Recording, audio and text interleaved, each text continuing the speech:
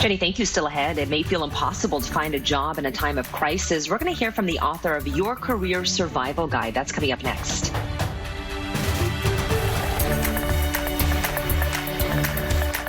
Looking for a job is never easy, but during a pandemic, it is even more difficult. Author of Your Career Survival Guide, How to Get and Keep a Job in Times of Crisis, Christy Noel joins us now. Good morning to you, Christy. Thanks so much for being here. We know you can help.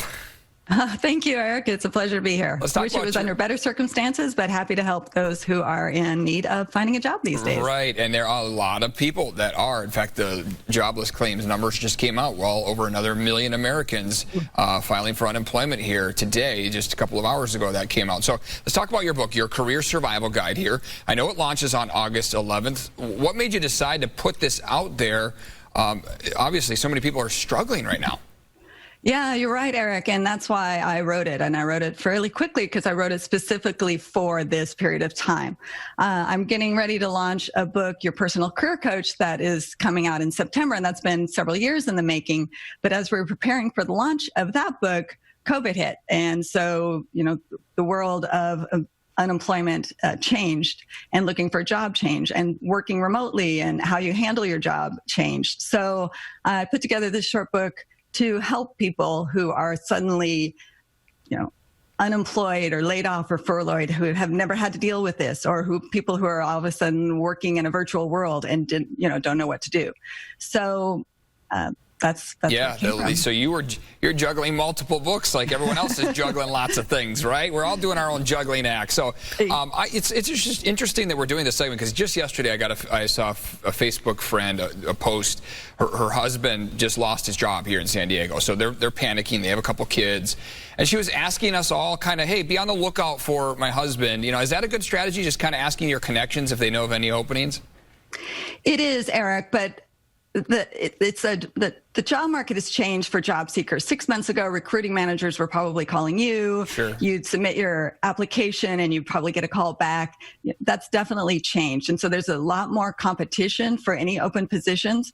So you have to try and make your own opportunities as well as look for what's available. So how do you stand out from the stack then? Yeah, sure. It's using your network. And by that, a lot of people, when I say that, people think, oh my gosh, I don't have 1,000 people a network on LinkedIn, or I don't have people that I can reach out to that know somebody that are, CEOs, executives. And that's not what I mean. That's exactly what you just said. It's asking your friends and your family. It's talking to people while you're waiting in line to get in the grocery store or to check out, 6 feet and socially distanced apart, of course. But it's most of the time you're going to find a job through a referral, or it's that old adage, it's who you know, not what you know. Sure. So you need to just keep asking, keep plugging away, look at what information is out, who's hiring. Insurance is hiring, customer service is hiring, delivery services are hiring. So go out and do some research and find the names of those companies, send your resume in, talk to people who do you know. One of the main things that I tell people is, the Kevin Bacon 6 degrees of separation. Right. You're going to use that in your job search too. So don't rely just on, if you do see a job opening, I always say, don't rely on just sending it to a job board. That's the black hole of resumes. And I talk about that in both books. Sure. You need to find somebody who can help get your resume in. It doesn't have to be directly you don't have to know the hiring manager or even know somebody who does. But anybody that's in that company that can send your resume in, and again, it could be a couple of degrees separated. Sure, but that's going to get it on the desk or on the email or somewhere where they're going to actually look at it, and you won't just be in a, email or a job portal with 100 other applications. Yeah. Last place you want to be, right? So talk about real quick before we run here, your virtual event that's happening tomorrow and how we can all join.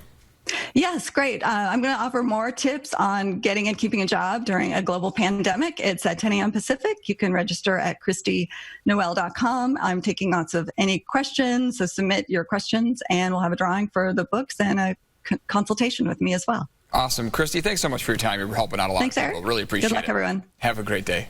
Stella? Thanks.